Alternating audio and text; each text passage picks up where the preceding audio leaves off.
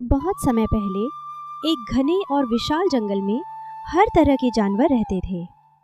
ऊंचे ऊंचे पेड़, बहती हुई छोटी नदी और हर सुबह पक्षियों की मीठी आवाज से पूरा जंगल गूंज उठता था। उसी जंगल में रहती थी एक छोटी सी गौरैया जिसका नाम था चिंकी। चिंकी छोटी जरूर थी, लेकिन बहुत समझदार और बहादुर थी। जंगल के सारे पक्षी उसकी बुद्धि की तारीफ करते थे। उसी जंगल में एक कौवा भी रहता था। उसका नाम था कालू। कालू बहुत चालाक था। उसे दूसरों को धोखा देना और फायदा उठाना अच्छा लगता था। एक दिन सुबह सुबह जब सूरज की किरणें पेड़ों के पत्तों के बीच से चमक रही थी, चिंकी जंगल में दाने ढूंढ रही थी। अचानक उसने एक अजीब चीज देखी।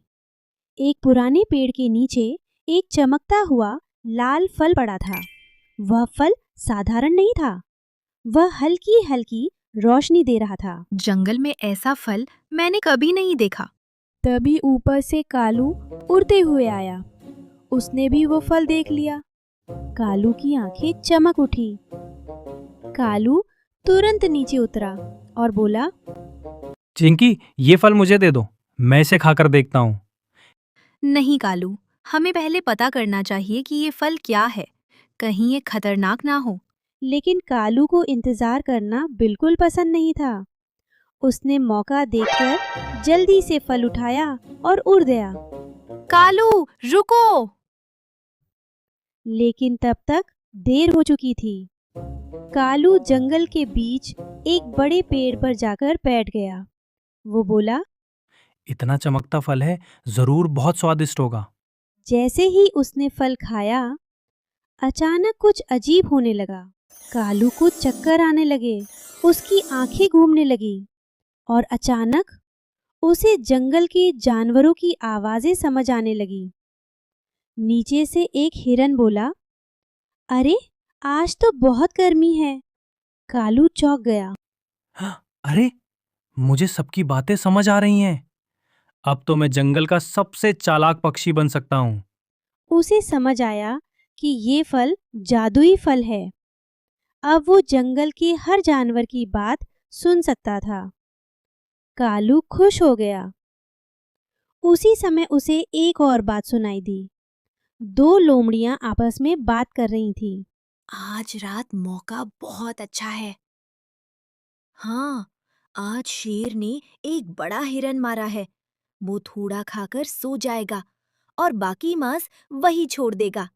और जैसे ही शेर सोएगा, हम जाकर उसका खाना चुरा लेंगे। अगर मैं ये बात शेर को बता दूं, तो शेर खुश होकर मुझे इनाम देगा। कालू तुरंत उड़कर शेर के पास पहुंचा। शेर नदी के किनारे आराम कर रहा था। कालू धीरे से बोला, महाराज, मुझे एक जरूरी बात बतानी है। क्या बात है? अभी मैंने दो लोमड़ियों को बात करते सुना है। वे आज रात आपस शिकार चुराने वाली हैं। क्या कहा तुमने? अगर आपको यकीन नहीं है, तो आप रात को नदी के पास छिपकर देख लीजिए। अगर ये सच हुआ तो मैं उन लोमड़ियों को नहीं छोड़ूंगा। शेर की आंखों में गुस्सा चमक उठा। कालू मन ही मन मुस्कुराने लगा। अब मजा आएगा। लेकिन उसी समय पास के पेड़ पर बैठी चिंकी उसे ध्यान से देख रही थी।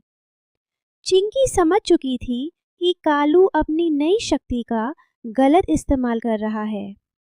वह बोली, कालू, तुम्हें ये शक्ति जंगल की मदद के लिए मिली है, परेशानी फैलाने के लिए नहीं। कालू पहली बार थोड़ा घबरा गया। उसे समझ आने लगा कि उसकी चालाकी बहुत बड़ी मुसीबत बन गई है। फिर उसने गहरी सांस ली। वह तेजी से उड़कर शेर के सामने जा बैठा। जल्दी करो, इससे पहले कि शेर जाग जाए। मेरे शिकार को चुराने की हिम्मत! महाराज रुकिए, गलती मेरी है।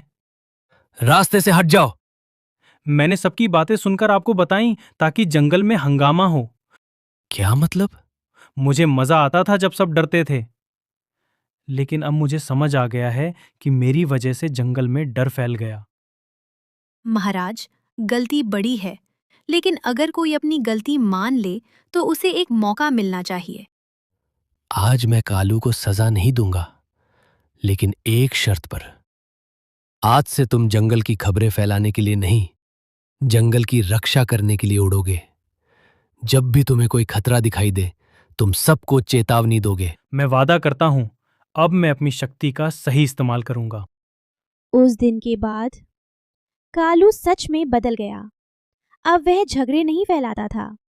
अगर कहीं आग लगती तो वह पक्षियों को इकट्ठा करता, और छोटी चिंकी पेड़ पर बैठकर अक्सर मुस्कुराती थी, क्योंकि उसे पता था कभी कभी एक छोटी सी समझदारी पूरे जंगल को बचा सकती है। कहानी की सीख: ताकत और जानकारी तभी अच्छी होती है जब उसका इस्तेमाल दूसरों की भलाई के लिए किया जाए।